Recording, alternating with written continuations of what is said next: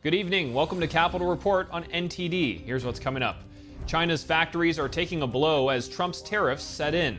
How President Trump says his actions are impacting the Chinese economy, and what the new U.S. GDP numbers show about our economy. And the end of minerals negotiations. The U.S. and Ukraine confirm a minerals deal is signed. What this means for our economic partnership and the access to critical minerals and natural resources. And Congressman Gabe Evans joins the show. We'll dive into the budget reconciliation, including $45 billion for border walls.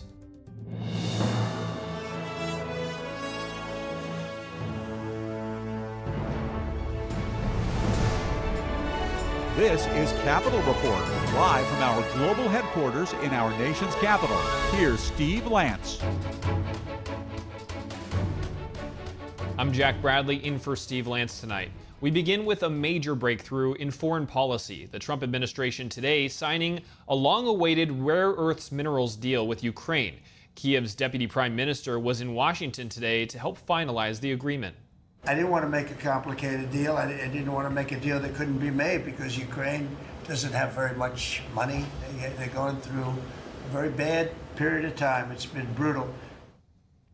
According to Ukraine's deputy prime minister, the deal creates an investment fund jointly operated by both the U.S. and Ukraine.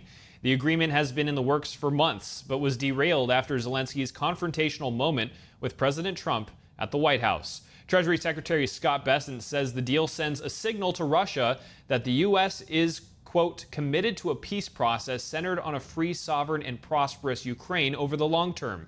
And meanwhile, Russia says President Vladimir Putin is open to peace. However, a spokesperson says it can't happen as quickly as the U.S. wants. After the Kremlin's remarks, a Ukrainian official says Kiev was ready for peace talks in any format. That's if Moscow signs an unconditional ceasefire.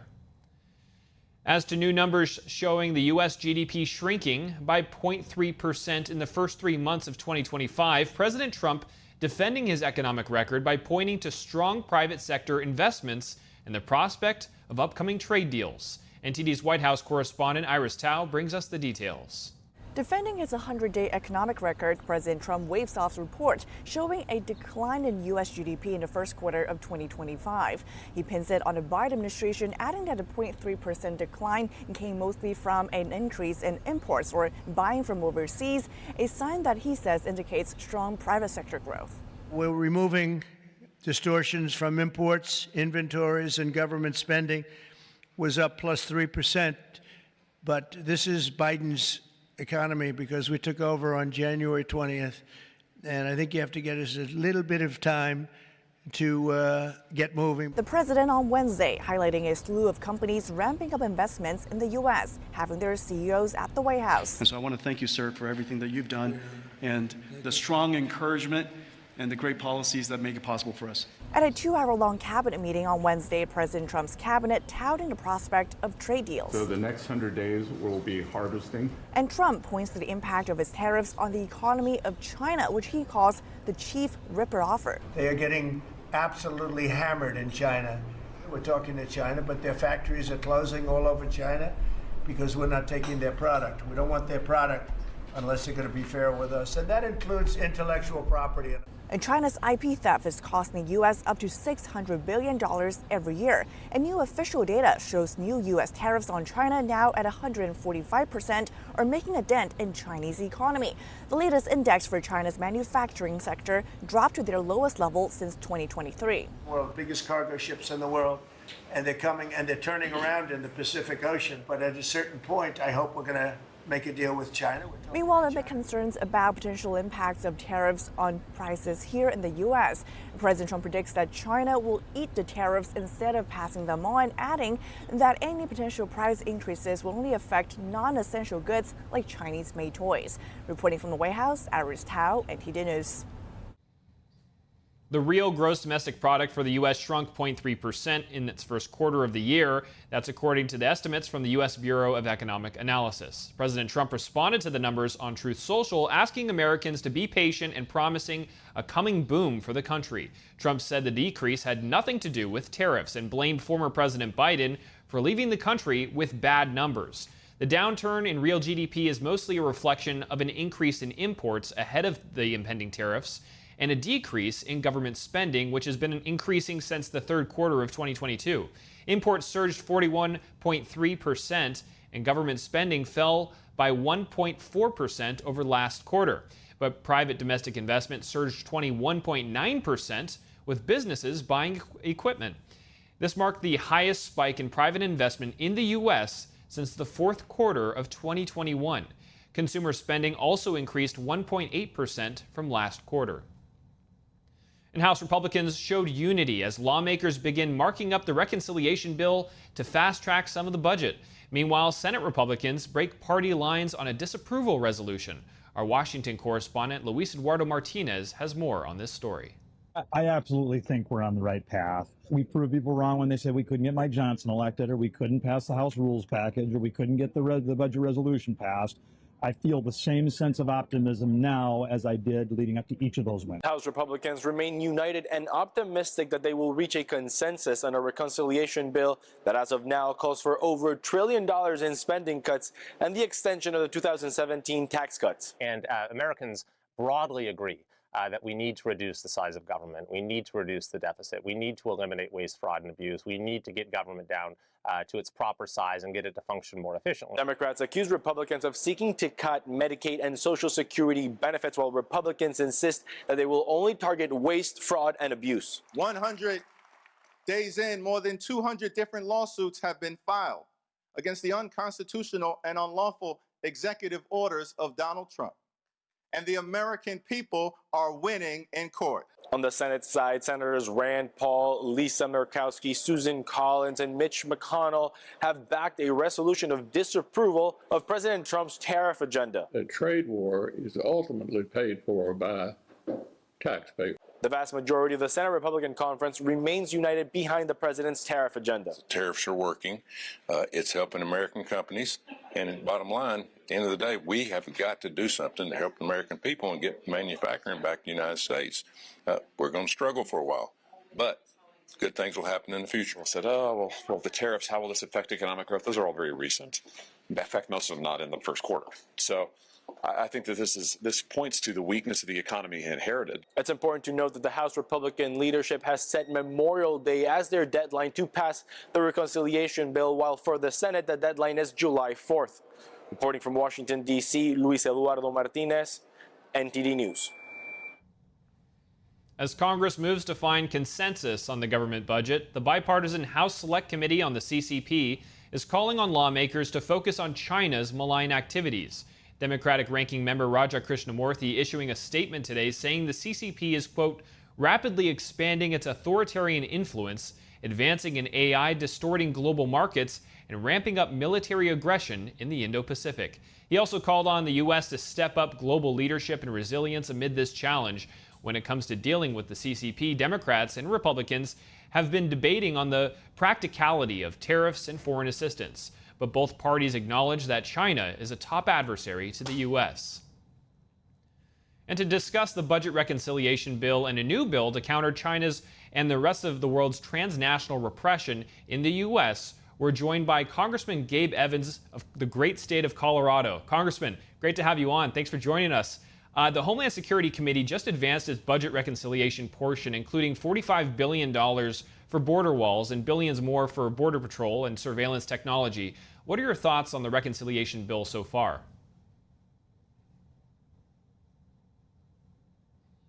Part of the reason I'm in Congress right now, because I've seen the devastation that our communities have suffered with these wide open borders. Sitting in that hearing yesterday, I was just refreshing myself on the numbers. 74,000 people in 2023 died as a direct result of fentanyl, and over 90% of that comes across our southern border from Mexico. So being able to increase our border security through physical barriers and through all of the supporting technology is critically important to saving thousands and thousands of American lives, and I was very, very honored to be able to support that.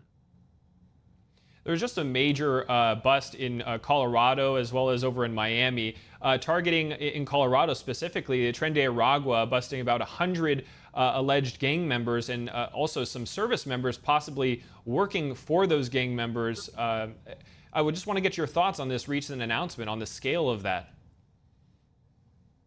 Again, this is what happens when we have open borders and sanctuary state policies. It provides a sanctuary only for foreign gangs that are looking to terrorize our communities. And so we've seen that in Colorado. We saw that in the episode that you just mentioned, where over 100 gang members and their affiliates were taken into custody for weapons violations, for drug violations, for human trafficking. And you mentioned the piece about military members. As a police officer, unfortunately, I know that one of the tactics that these gangs employ is to get some of their young members who don't have a criminal record yet and actually get them to join the military for the training, and then be able to take that training back to the gang once their military service is up. And so they're just a critical threat that we absolutely have to be able to counter using the full range of federal, state, and local resources. And so I was very, very glad to see the DEA and other agencies being able to protect our communities, again, in contravention to the sanctuary state policies in Colorado that have allowed these criminals to thrive. And Congressman Evans, you're also the co-sponsor of the Countering Transnational Repression Act. Why is this a significant issue for the U.S.? And in action, how does this bill address it? Yeah, so transnational repression, that's basically when foreign governments try to oppress, intimidate, coerce, or outright commit violence against members of their diaspora community, the immigrant community that's come to the United States. Probably the biggest piece of headline news was the so-called Chinese police station operating in New York, where the Chinese Communist Party was threatening and intimidating members of the Chinese diaspora community on U.S. soil. In my area, I represent a 40% Hispanic district, and so I have folks from Venezuela who have fled that regime, and we've seen reports where the Venezuelan regime is looking to actually leverage Tren de Aragua to threaten critics of the Maduro regime in the United States. And so my bill equips law enforcement with the ability to be able to do outreach to those communities and to be able to educate those communities about what the U.S. government can do to protect them from that foreign interference on U.S. soil. I want to bring up this new report from the International Consortium of Investigative Journalists, which says that the Chinese regime's increasingly sending CCP-linked groups posing as NGOs to the United Nations to suppress criticism of its human rights record. How concerning is this trend, and what strategy is the CCP pursuing? Yeah, it's incredibly concerning, and it just highlights the fact that we have to be vigilant on all fronts to make sure that we are countering these aggressive foreign regimes with an absolutely horrible track record of human rights, because they will use the transnational repression that we just talked about. They will use NGOs. They will use really any tool in the toolbox, and they're incredibly creative to be able to hide the crimes that they're committing and be able to very aggressively advance their oppressive agenda around the world. So how is the CCP even managing to carry out transnational repression unchecked? And given the risks to Chinese dissidents and human rights advocates, even here in the U.S., what should we do about it?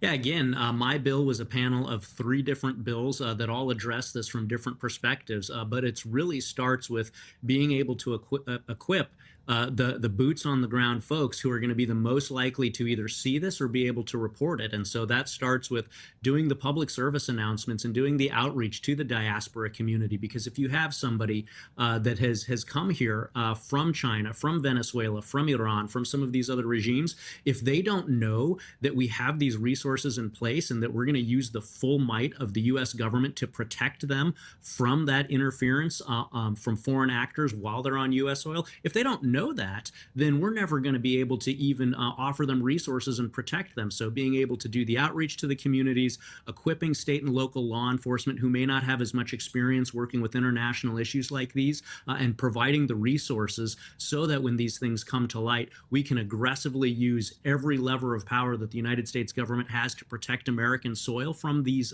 types of oppression. That's really what this panel of 3 bills did that we passed through Homeland Security. Again, my bill being one. There were 2 others in the package, bipartisan package, again, dedicated to protecting people on U.S. soil from foreign harassment, foreign intimidation, and transnational repression. Certainly an important issue here. Congressman Gabe Evans, thank you very much for your insights and coming on today. Really appreciate it. Thanks for having me. A man arrested by ICE agents earlier this month for leading protests at Columbia University against the war in Gaza has been released.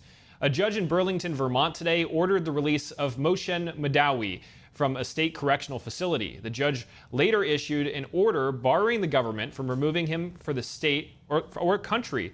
The Columbia student was born in a refugee camp in the Israeli-occupied West Bank and moved to the United States in 2014. He organized campus protests until March of last year and co-founded the Palestinian Student Union at Columbia. And coming up, the latest U.S. economic numbers and China's export slump. We'll break down what's behind the slowdown with Kenneth Rapoza. He's the industry analyst with the Coalition for a Prosperous America. The Supreme Court is weighing in on a case that could pave the way for America's first religious charter school. We'll hear from plaintiffs right outside the court when we return.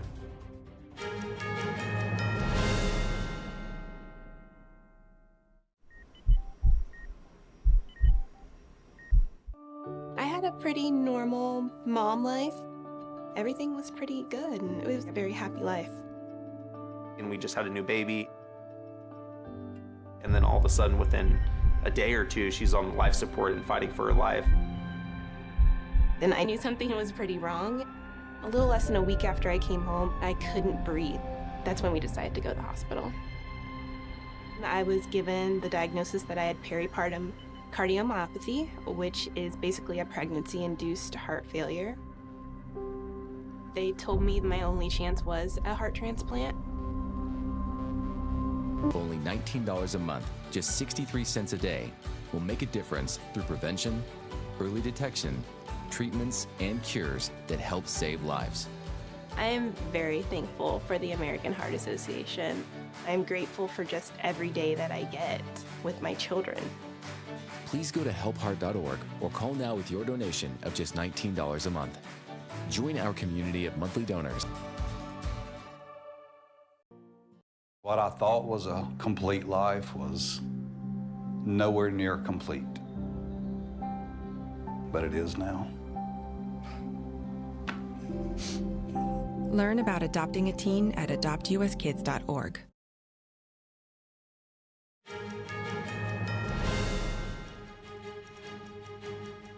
Welcome back. I'm Jack Bradley. New economic numbers show the economy shrunk in the first quarter, a first since 2022. President Trump says this was due to Biden-era policies as the numbers were tracked before tariffs went into effect.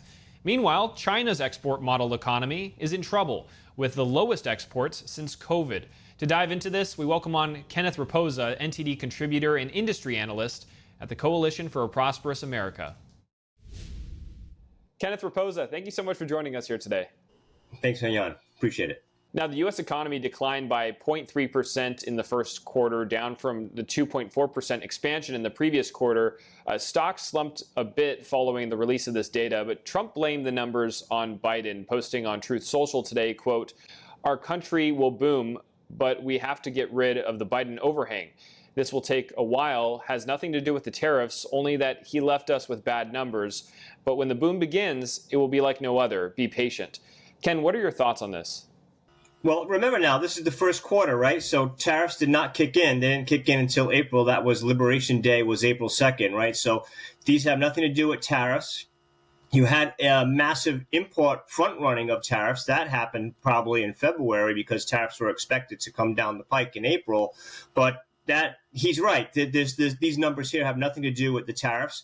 That's not indicated in the data at all. So yeah, I mean, there's nothing I'll say about that other than these numbers are before the tariffs. That's coming next. So we'll see what that looks like. And we're seeing hundreds of billions of dollars in new investment commitments in the U.S. since Trump took office in January, the latest of which is IBM. They announced this week that they'll invest $150 billion in U.S. manufacturing and investment. Here's Trump on this yesterday. Apple, great company, was building everything in China. Now they just announced that they're spending $500 billion to invest in America, not in China. TSMC, the biggest chip maker in the world by far from Taiwan, they're spending $200 billion in the United States. Amazon, $21 billion. Johnson & Johnson, $55 billion. Ken, is this a result of the tariffs, and where do you see this heading?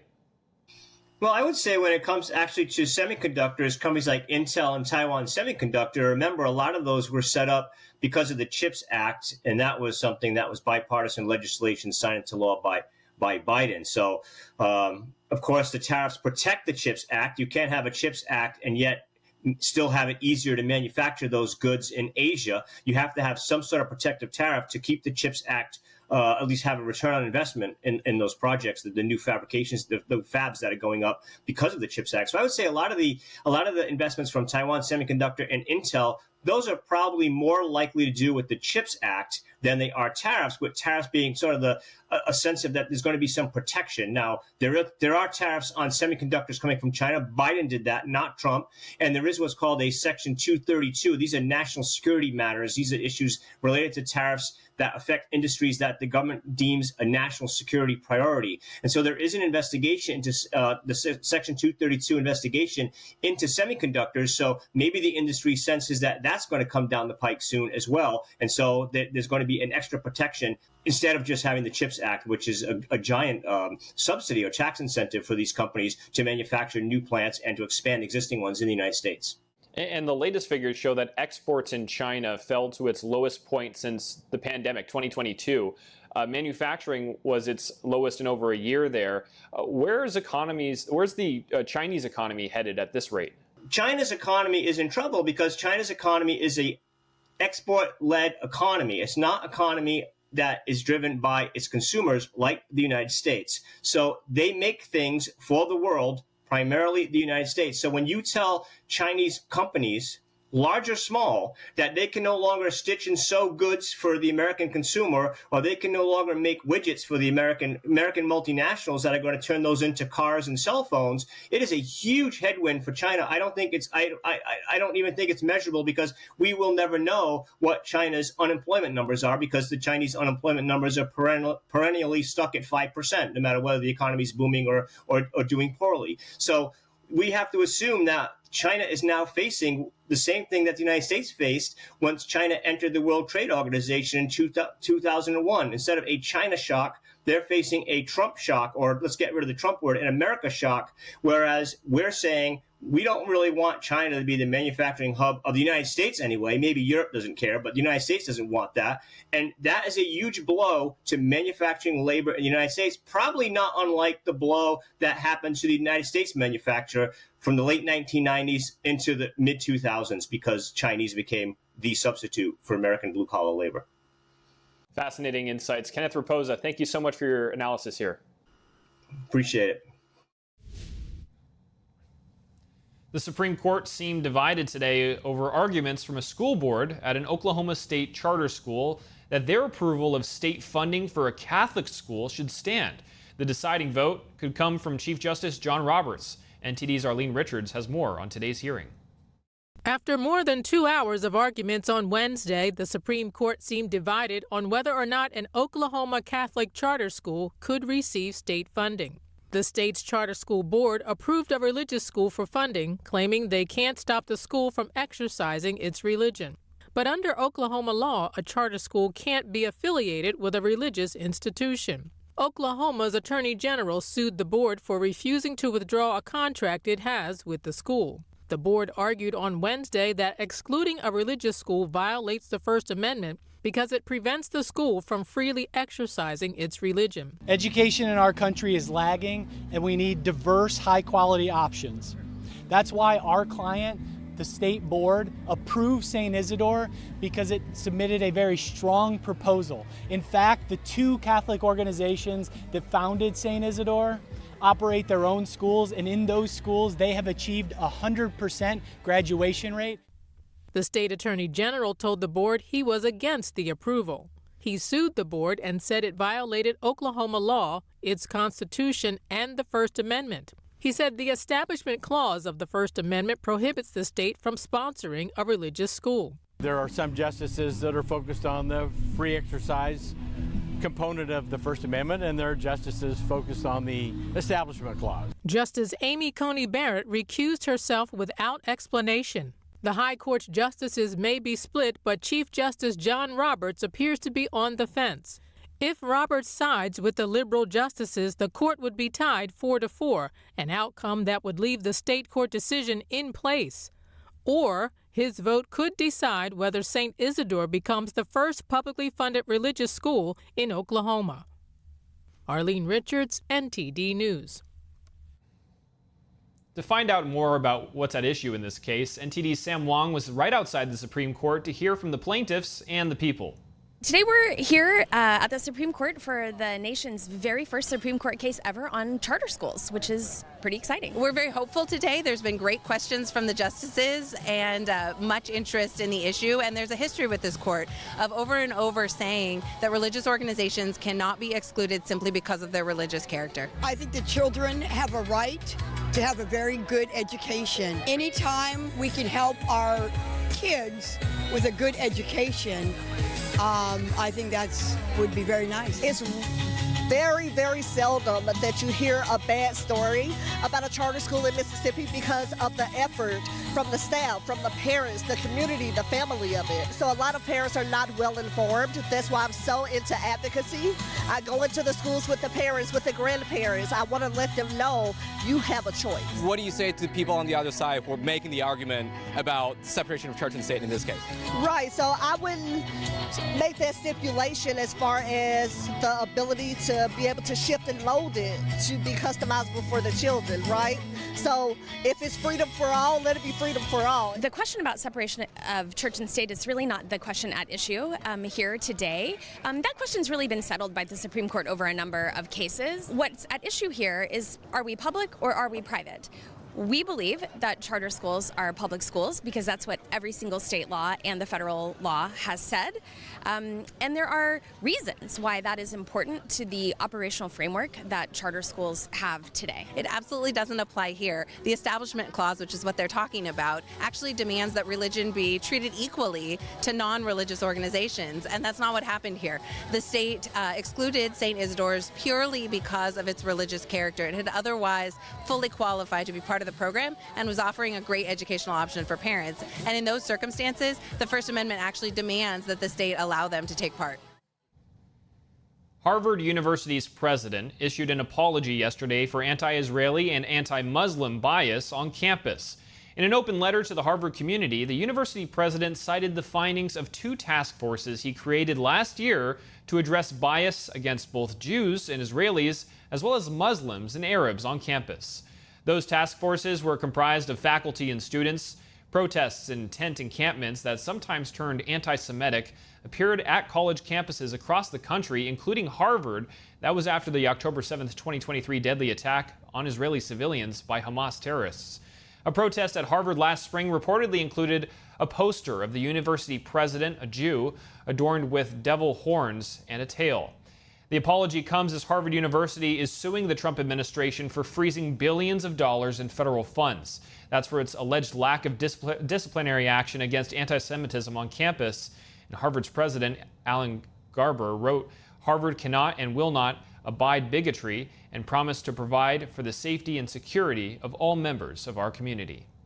And coming up, what has been President Trump's most effective policy on China in his first 100 days? We'll bring you analysis from the former China policy advisor to Mike Pompeo, the former Secretary of State in Trump's first term, when we return.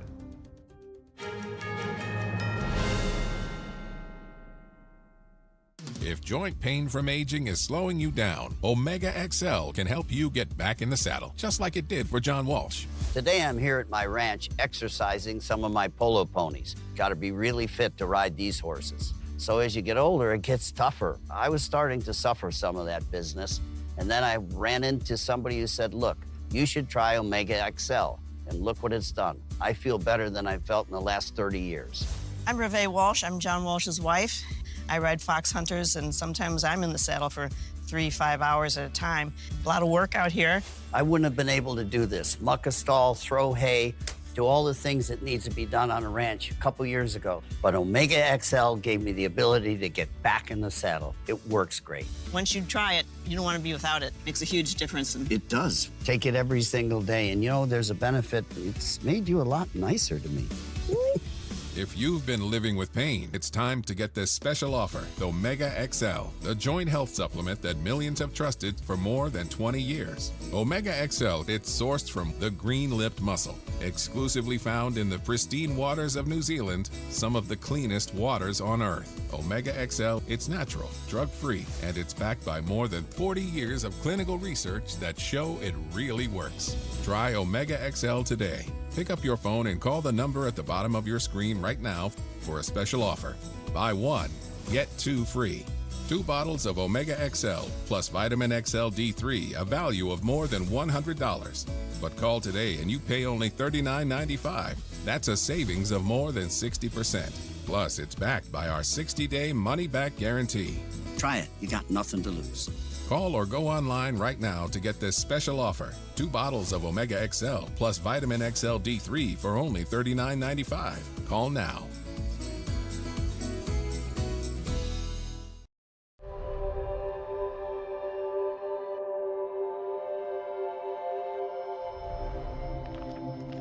My 15-year-old son, Ethan, and I had a fun and relaxing morning. We returned home, and Ethan walked to his best friend's house an hour later. I heard the ambulance scream by the street, carrying my beautiful boy. Ethan was shot in the head in his best friend's house with an unsecured gun. He had 0 chance of survival. The father, the gun owner, he stored his 3 guns and bullets in a shoebox. How do you feel? That has to be the most horrific experience that a human could ever have. David, would you give any advice? First thing you do is not keep your ammunition with your weapons, and that your weapons need to be locked at all times.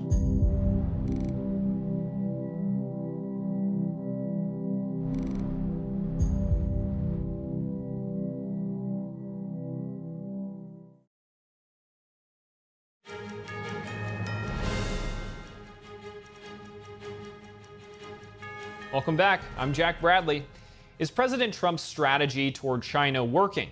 Well, to discuss, Steve Lance sat down with Miles Yu, the senior fellow and director of the Hudson Institute's China Center, and he's also the former China policy advisor to Secretary of State Mike Pompeo.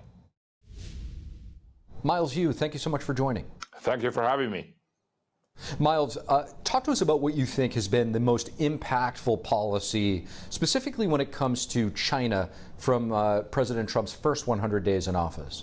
Well, I think the first 100 days of the Trump 2.0 is a continuation of Trump 1.0. But in a sense, it's intensify its focus. That is, Trump first term focused on China as the #1 national security threat to the United States and to the world, for that matter. But it was hampered by many other factors. One is the domestic politics, is Russia, Russia, Russia.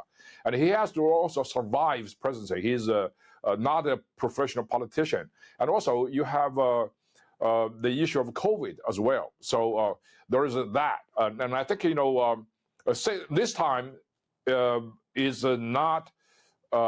is different. So he's much more focused. One of the major problems dealing with China in the first term was there is so many other exemptions from friends and allies. When we hand tough on China, and the other friends and allies tend to sort of take the opportunistic approach and exploit the confrontation. So this time is different. So I think that one of the most important steps that the Trump second term has taken in the first 100 days, is to make sure that the other parts of the world are going along with the United States. That's basically the theoretical foundation for the global reciprocal tariffs, for example. We cannot just impose tariffs on China unilaterally. Other people who are the victim of Chinese economic behavior as well must also go along. That's why we basically are negotiating with friends and allies and the rest of the world on a fair trade deal. China is the only country that's resisting, so which is perfect, because then we can isolate China. I think that the economic isolation of China to solve this #1 problem of our time, that is an anti-market economy, that is China, is embraced and integrated into the global free trade system. That's the problem. So I think, this is probably the most important accomplishment of the 100 days of the Trump second term. Miles, I want to play you a clip from Treasury Secretary Scott Bessent and get your reaction from a White House press briefing. The goal here is to bring back the high quality industrial jobs to the U.S. Another important, very important function of this that does not get talked about enough is national security. President Trump, his overriding concern and belief is that economic security is national security is economic security, and we saw during COVID that our supply chains got cut off. Miles, you touched on this. If you could you elaborate on what Secretary Bessent is highlighting here? What is highlighting is basically a complete reversal of our economic and trade policy in the last 2 or 3 decades. Remember, when Secretary Bessent said economic security is national security, this is in direct contradiction to what the President Bill Clinton said in 2000. In 2000, Bill Clinton specifically said economic security is not national security. Those were divorced. This is his infamous speech given at the Brookings when he was pushing for the granting of PNTR, the permanent normal trade relation status to China, and also to ask the Congress to endorse China's membership in WTO. So what Secretary Bessent is saying right now is the complete reversal, not just the rebuttal to the president, but what has been going on for the last 2 decades, 2.5 decades. That is, economic security is national security. And one of the foundational reality of the economic security is the manufacturing capability of the United States, which has been hollowed by China and other countries too. So that's why this approach is very, very important and imperative, I should say. I want to play you another clip from the Secretary at that same briefing.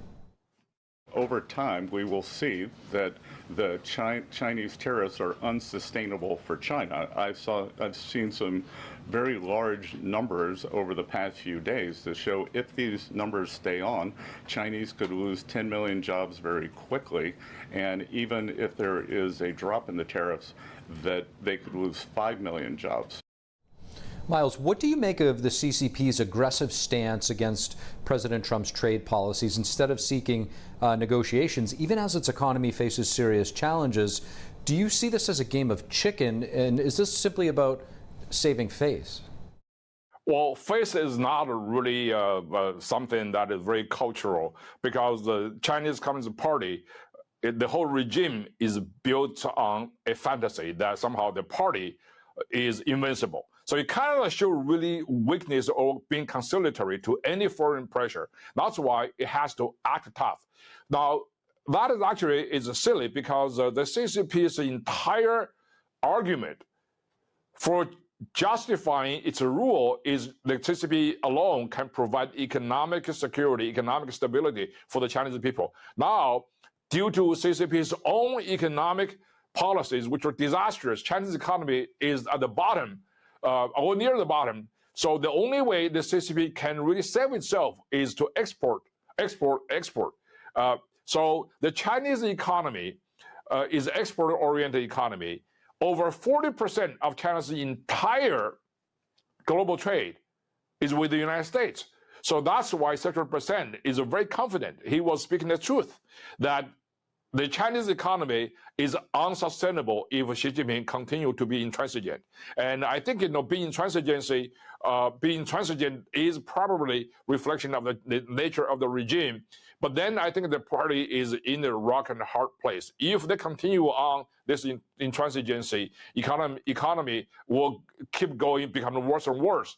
And then on the other hand, if they relent, and the regime is even in bigger crisis. So that's why the regime itself, no matter what it does, is not sustainable. That's why I'm very, very roseate, optimistic about the future of China. It's the people that actually will change the reality of China. And I think the United States right now is trying to sort of force the Chinese government to face reality. And the U.S. government must really engage with people in China and to put pressure from both ends on the Chinese Communist Party regime. Miles, you, as always, really appreciate your perspective. Thank you. Thank you very much. Cabinet members give President Trump updates after the first 100 days of his administration. NTD correspondent Jason Blair has some highlights, including an update on the Health Department's autism study.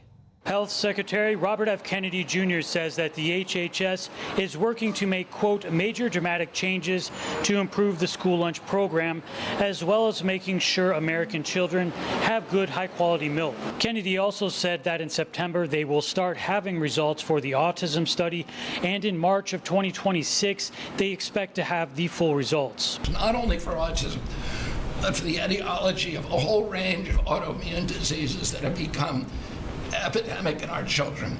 Attorney General Pam Bondi says that in the first 100 days of the Trump administration, 3,400 kilos of fentanyl has been seized, with 258 million lives being saved. Kids are dying every day because they're taking this junk laced with something else. They don't know what they're taking. They think they're buying a Tylenol or an Adderall and a Xanax, and it's laced with fentanyl, and they're dropping dead. Bondi also says that 29 cartel members were brought back to Mexico and shared other DOJ captures. We just broke up a huge human trafficking ring by the Sinaloa cartel. 1,000 pounds of meth, 20,000 Molly pills. Those are the drug of choice among at clubs and bars for young kids. They were fake, but you know what they had in them? Fentanyl. Secretary of the Interior Doug Burgum says that they are working overtime to onshore critical minerals so the U.S. can stop relying on China. Of the top 20 critical and rare earth minerals that we need for defense, that we need for industry, China's controlling 85% of the refining for that. So we are running at warp speed 7 days a week to try to put ourselves back in business in that way. Burgum also told President Trump that Trump is giving America the chance to win the AI arms race with China. Reporting in Washington, D.C., Jason Blair, NTD News. Coming up, the Trump administration drops criminal charges against a South Dakota rancher couple. Why were they being prosecuted? We'll hear analysis from former FBI special agent and retired Navy SEAL Jonathan Gilliam.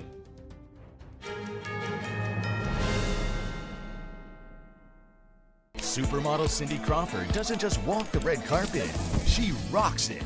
At 58, she steals the show and wows the press. Hollywood Life exclaims, Cindy Crawford has never lost her stunning glow. While Page 6 raves, she's still as gorgeous as ever. What is Cindy's secret? It's meaningful beauty. And now with new advanced formulas, it's better than ever. Watch as the appearance of lines and wrinkles are diminished in just weeks. It's no wonder everyone's talking about meaningful beauty. My makeup artist said, your skin has been looking great lately. What products are you using? And I said, I'm using Meaningful Beauty. And she said, really? I've tried Meaningful Beauty before. I love those products. And then the other lady down in the trailer said, I use Meaningful Beauty. I love it. Our new and improved formulas deliver age-defying ingredients even deeper into the skin where wrinkles begin. And this brand new offer is Cindy's most exciting ever. Because when you order, you'll get Cindy's exclusive Super Brightening Duo, a $120 value absolutely free. First, you'll get 60 of our Revive and Brighten eye masks, the celebrity secret that visibly smooths, awakens, and restores the area around your eyes. Next, discover the power of our Vitamin C Biphase Brightening Oil for an immediate boost of glamour and glow. I'm not ashamed to say I am 53 years old. Thank you, Cindy. The total effect of this free gift package? A red carpet ready complexion. Get all this, a $300 value for just $49.95. But you must act quickly. Results guaranteed or your money back. So make the call or go online now and put yourself on the path to the most beautiful skin of your life. Trust me, it's worth it. This special offer is not available anywhere else, so don't delay. Scan the code, go to meaningfulbeauty.com, or call the number on your screen now.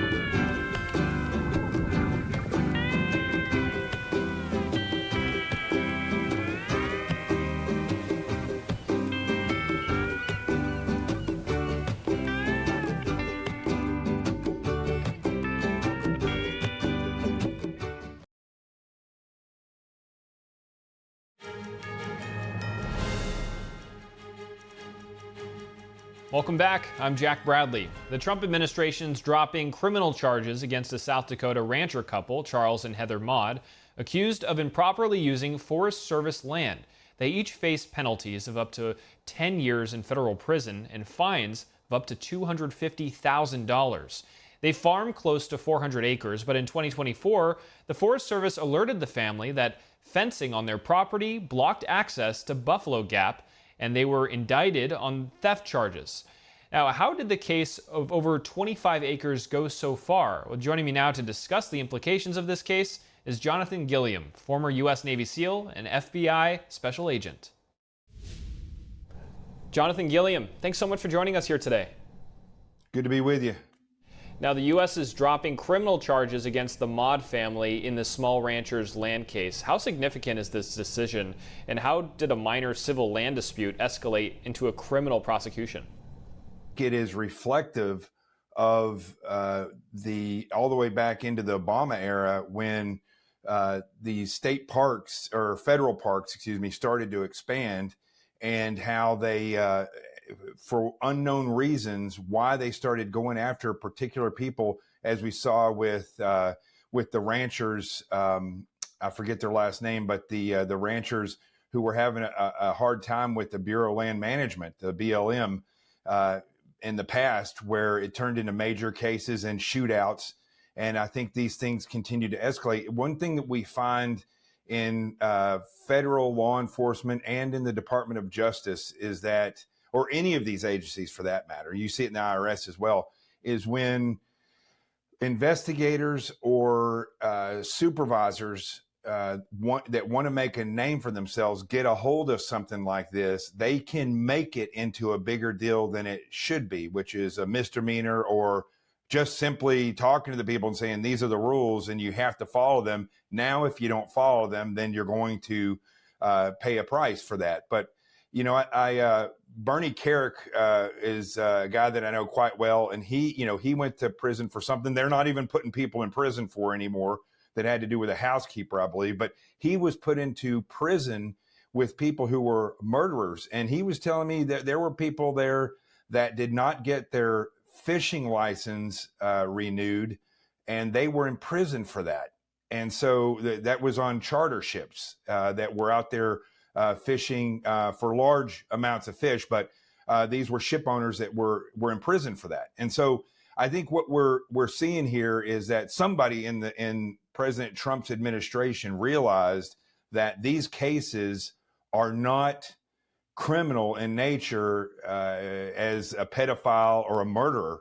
And so now they're treating them at the level that they should be treated at, which is a slap on the wrist. I mean, this family from the early 1900s was involved in farming in that area and had been using that 25 acres, since the 1900s, early 1900s. So I think this is a more realistic way of looking at things, and that's what President Trump does.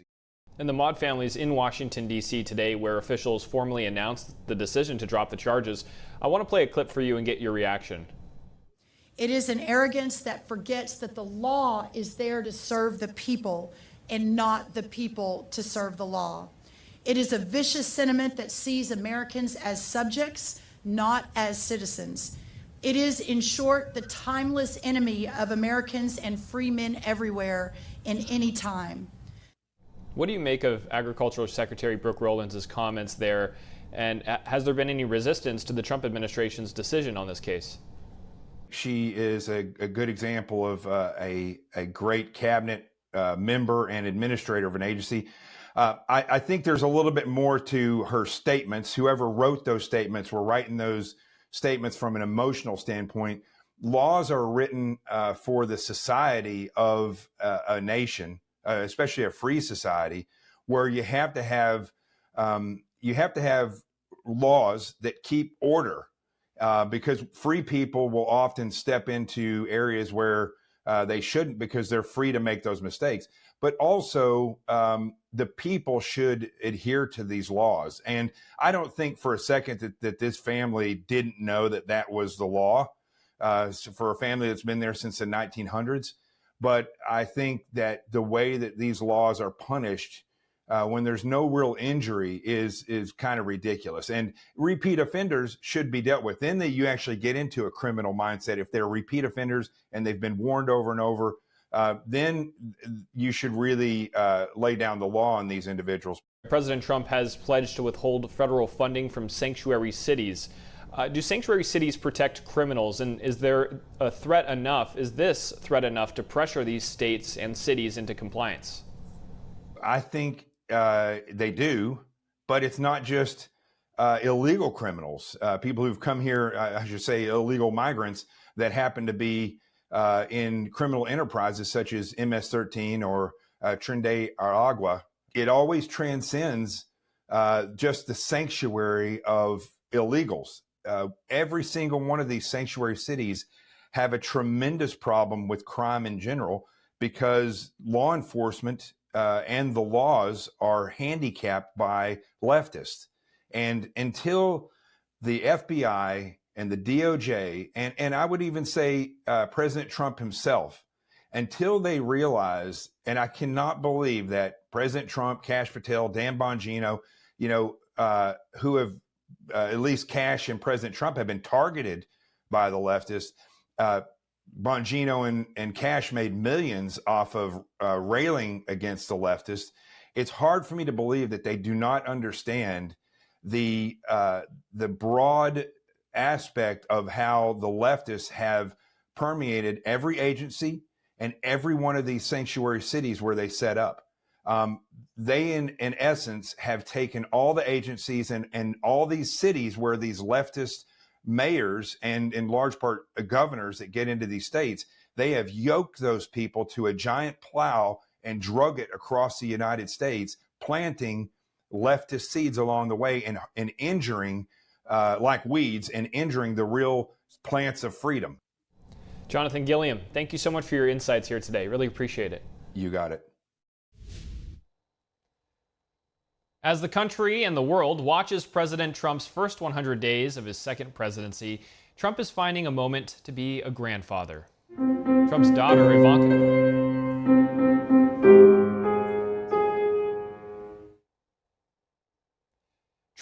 Ivanka Trump, posted this video on X of the president listening to his grandson Theo at the piano, a reminder to us all to find time for family. And that's all we have for you tonight on the Capitol Report. For round-the-clock original news coverage, visit us at ntd.com/live or download our NTD app. From the nation's capital, I'm Jack Bradley. Have a nice evening. We'll see you back here tomorrow. My name is Iris Tao, and I'm NTD's White House correspondent. I was born in China, mainland China, so I grew up, kind of like absorbing a lot of the Chinese propaganda, both in school, when it comes to newspapers, TV, and everything. But when I first came to the US, I moved here with my family, and then I was experiencing this cultural shock when I saw a lot of, let's say, human rights issues in China. So that's what kind of motivated me to actually start interning for NTD. In my current role, I actually report for both English NTD and Chinese NTD. So I think what drives me every day is a sense of responsibility, not only to the English audience, but also to the Chinese audience, which actually spreads both across the US, around the world, and actually a lot of them are inside China who uses like VPN or some other technologies to break through the firewall to watch NTD. So I think a big sense of responsibility comes from my urge to tell them what's happening, how China is being discussed on the world stage, how different governments are talking about China's human rights abuses. So I think NTD is one of the few, if not the only one, outlet, maybe not only in the US but across the world, where it's actually independent from any political party, economic forces, but most importantly, independent from the CCP's pressuring campaign. We know that, even if you're not a Chinese language outlet, you're an American outlet or like a foreign language outlet, it's very hard to, not be pressured by the Chinese Communist Party, given the many economic ties you might have. For example, you have a bureau in China, you have employees there, you have to gather news sources, so many kinds of channels where the CCP can actually influence your reporting. And I think that's what makes NTD's reporting unique when it comes to international affairs and also domestic policies.